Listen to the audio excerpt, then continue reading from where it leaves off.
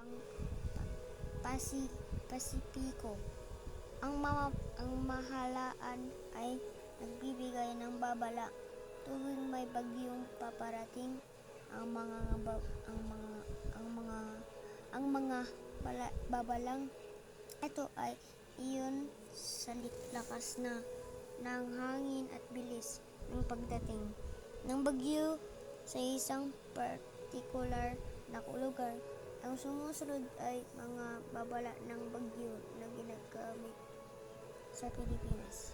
Babala bilang 1. Ang hanggang malakas na 30 hanggang 60 kilometro bawat oras ay inaasahang darating sa loob ng 36 na oras.